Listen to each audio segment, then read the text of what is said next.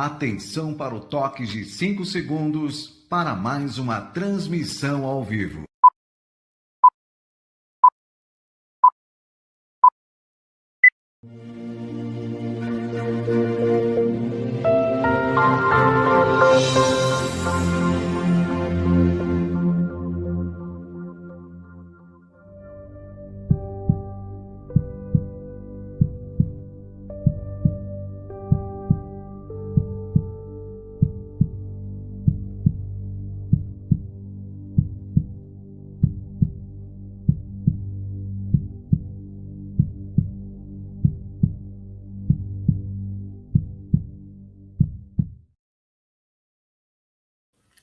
Hello, dear friends.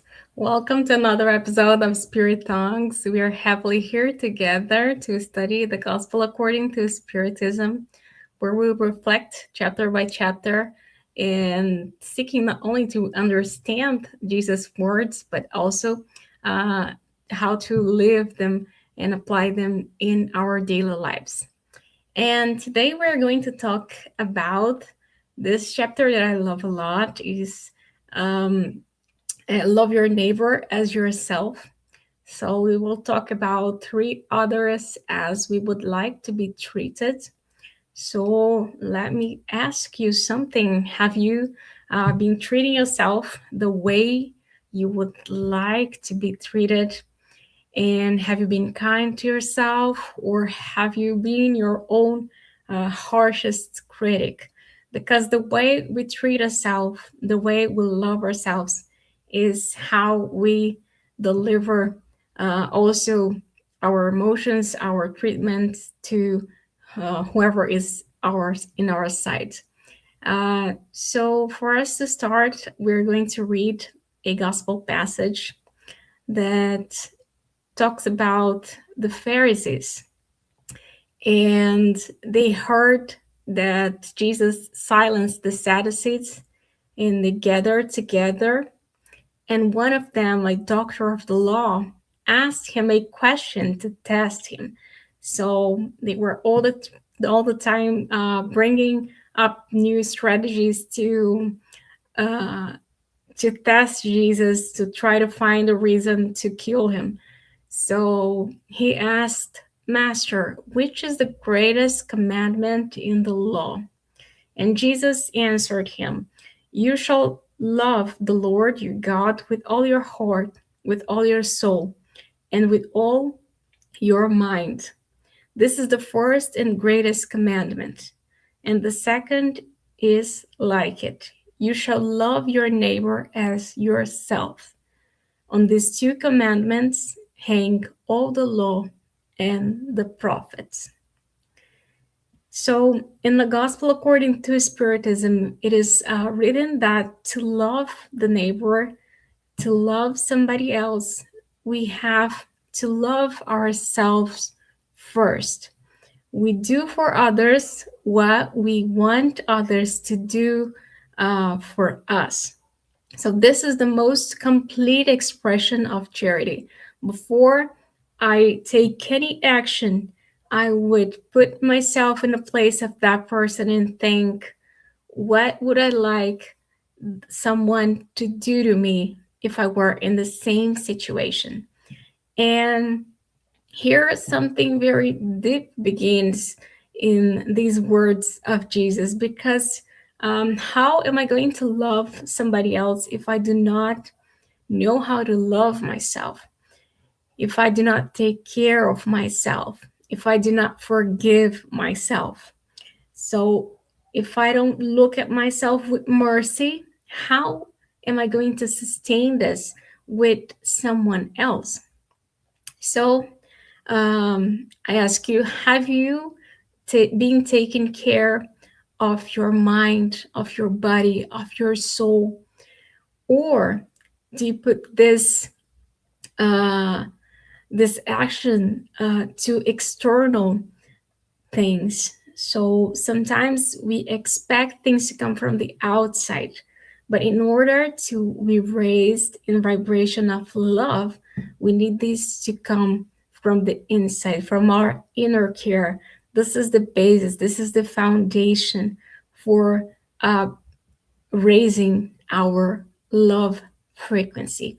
So because the level of love we have for ourselves is the limit of the love that we are able to offer to others, Jesus points this as something so important so that we can develop our love. So when I can look at my potential, when I can seek to develop myself, I will also develop others better. So when I look at my mistakes with mercy, without sinking into guilt, but taking responsibility by my actions, I become more compassionate toward the others' mistakes too.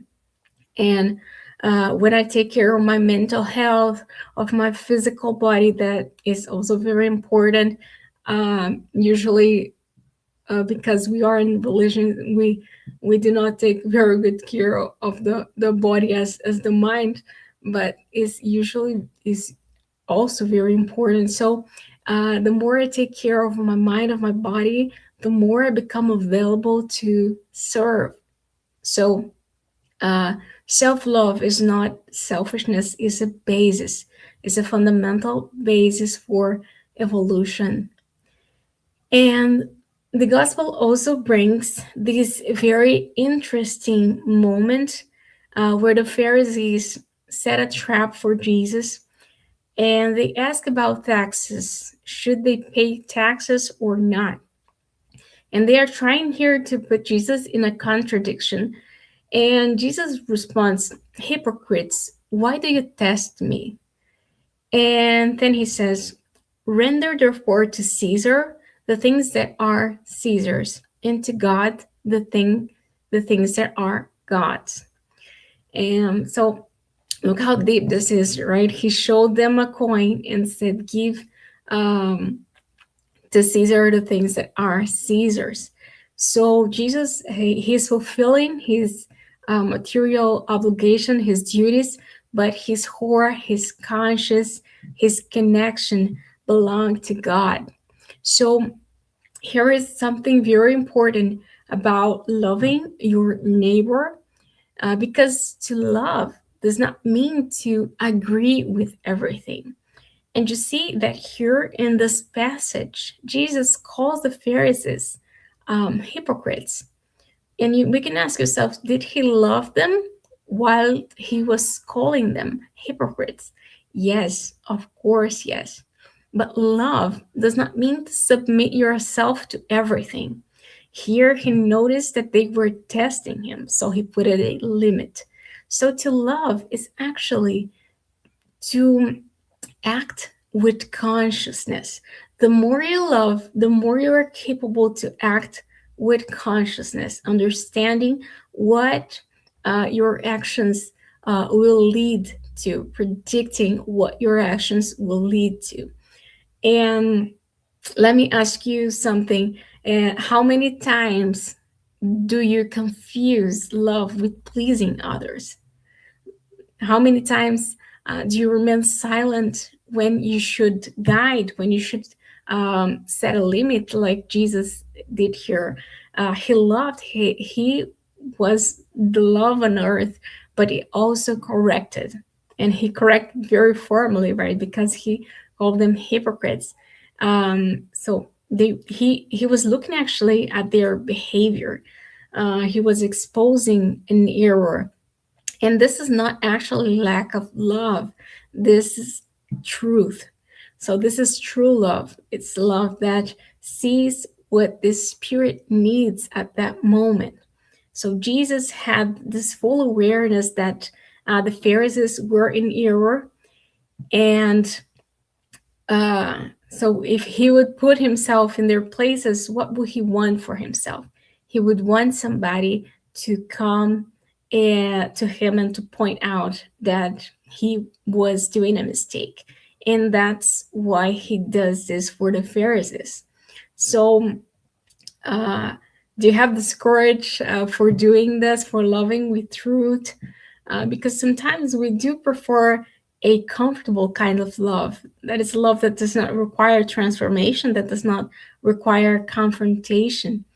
And sometimes many people think that love is only peace and light and beautiful words. And if we do this all the time, we will just ignore so many things that need to be improved. So true love for another is having flexibility. A love that is pure is an intelligent love, an adaptable love, a conscious love. So somebody who really loves like Jesus did knows how to adapt the needs um, of the immortal spirit. He was looking at their mortal spirits and thinking, what do they need now? They need a correction. And so he said himself that he came to bring the sword. He did not come to bring only comfort. And this sword is a separation, right? We can think that the sword cuts, it separates what's right, what is wrong within us. So to love is to have the courage to bring the truth and to look at the other and to think, what does he or she need? And not only to please, to say what they want to hear. And also in this passage, Jesus talks about the neighbor. And we can ask, who is this neighbor? Is it only our family? Is it a religious group? Is it our nation? And of course not. The neighbor, it's the whole humanity, the whole universe, actually. And the Spirit Lazarus tells us that the law of love binds all beings. And also, Samson tells us that we must love all without distinction. And so here I bring up this point again about the way that Jesus treats the Pharisees, because Jesus loved everyone and he also loved the Pharisees. They were brothers and there was no exception for this love. But this doesn't mean that he treated everyone in the same way. So he knew how to act according to the evolutionary stage of each one. So he did not condemn anybody, but he saw everybody as brother, and he had this conscience that love does not mean that he wouldn't set boundaries. So he corrected, he confronted when necessary, because love is also to see the error and to not pretend that it's there because you want to help that person. So in this context, sometimes love will mean that you will give a hug, but sometimes it means that you will stay silent. Sometimes you will be present in somebody else's lives, but sometimes if it is a toxic relationship, love will mean distance. Love can be to welcome somebody, to say beautiful words, but sometimes love can be to correct somebody that is doing a mistake, say whatever needs to be said to call a hypocrite if that's needed. And that's consciousness, that's love that is conscious. And Emmanuel tells us that so that we love more, we need to overcome selfishness. And Jesus is our highest example of love on earth, because even when he was in extreme pain and he was concerned about others around him, he was concerned about taking care of Mary, of John, comforting Livia, Demas. So we look at this, it's a beautiful, it's an exceptional level of love. Even if you're hurt, you're able to care of somebody else. You're not crying for yourself, but you're caring about others. And in contrast, we have Pontius Pilate with who washed his hands So his posture was of somebody who says, why does it matter to me that Jesus is being punished? What do I have to do with my brother, right? So this is the contrary of love. And in this sense, we can replace what does it matter to me with what can I do to help the other evolve spiritually. And this doing is sometimes a plate of food, is sometimes clothing, a conversation, a hug. Sometimes it's a correction, or sometimes you just stay silent. You will step away, because love can manifest in many, many, many ways. This is about having discernment in love. So, my friends, we have reached the end of today's episode. It was a pleasure to be here with you, discussing more about love. And here's an invitation for us all to begin within, to love ourselves, so that we may increasingly overflow this love outward.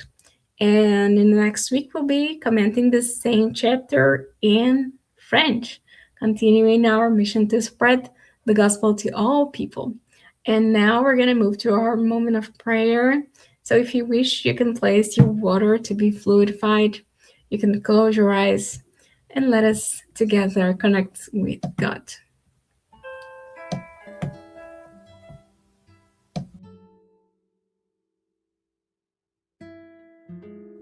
Lord Jesus, in this moment of silence and reflection, we raise our thoughts to you, thanking you for the opportunity to reflect and grow. Teach us, Master, to love, but not a superficial love, not a love of words. Teach us conscious love, love that transforms, love that corrects, love that embraces. Help us begin with ourselves. Take care for our soul. Forgive ourselves.